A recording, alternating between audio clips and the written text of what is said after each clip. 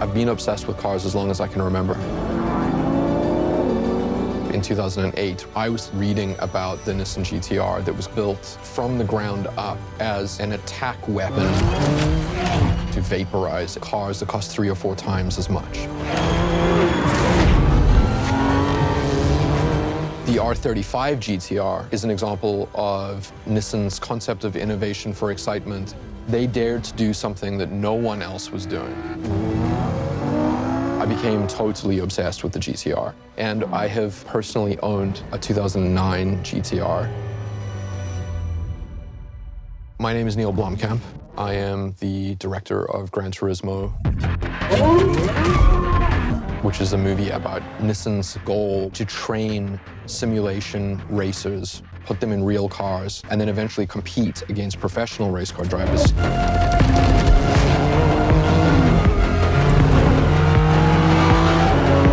When I was offered this film, it felt like the perfect opportunity to take an interest that I had that I never thought I would incorporate into filmmaking and kind of do both at the same time. This is authentic, right? Yeah. That's awesome. It's just like pure function. So that's the reason I definitely wanted to direct this movie.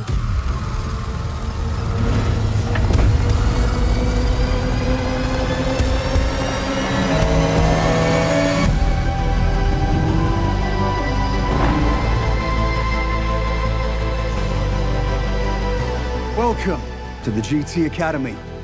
The 10 of you are the best. Now is your chance to turn dreams into reality.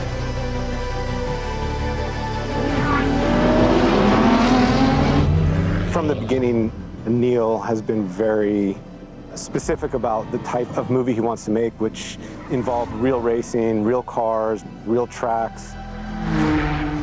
You're going to make split-second decisions that could cost you your life. I want them breaking the sound barrier. We're just going to turn them loose and see what we can do. This is not a game.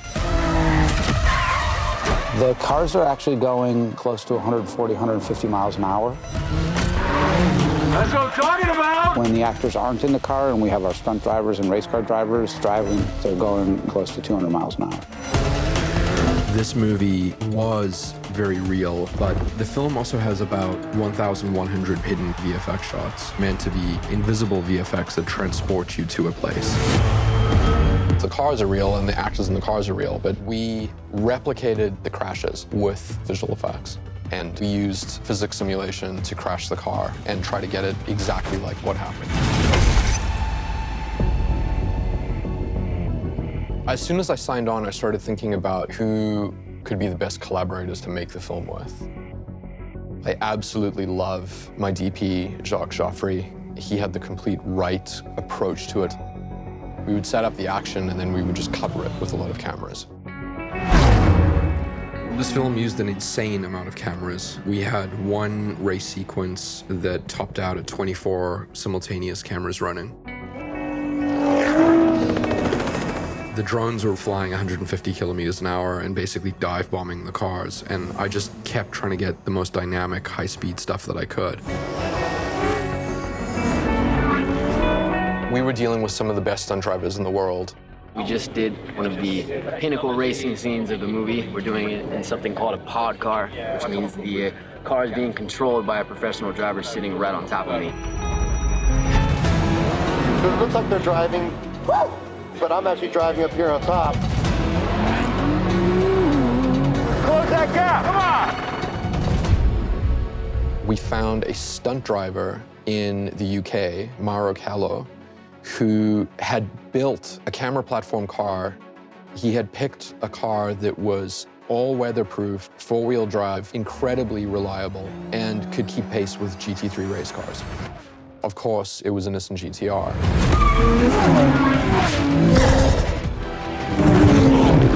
We've got to prove to everyone that we belong. Can we shoot all of this super close? I'm not sure if I can do this. Most people can't. I got a feeling you're not most people. This movie is shot all around the world. Goes to several of the most famous racetracks on the planet. We are at the Slovakia Ring. The Nürburgring in Germany, the Dubai Autodrome, Red Bull Ring. You have 8 to 10 extras per team that are in the pit. If you have 10 teams, you have 80 people. It means you're moving 80 people, plus the actors, the rest of the crew, over 20 race cars, and about 24 stunt drivers to this number of racetracks. With that comes a lot of different challenges. This has tested the resolves of the cast, the crew, everyone. The weather has been very unpredictable. We've had heavy fog, which meant we couldn't film. We've had heavy snow. It was obviously completely unshootable. We've had rain machines when it's been actually raining. So we're completely soaked from the actual rain and then fake rain on top of that.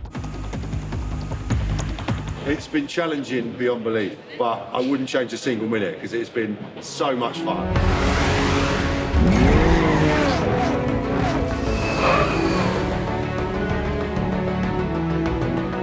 I have always had a love affair with cars. There's something with cars that they feel like this merging between structural engineering and art.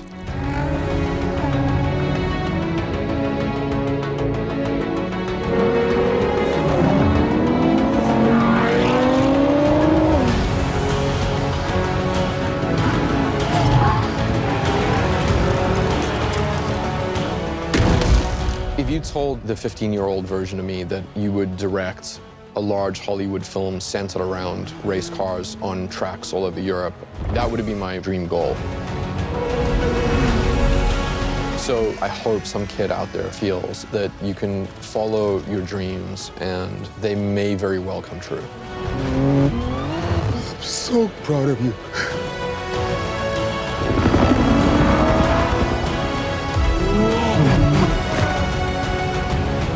Huge thanks to everyone. You guys are awesome.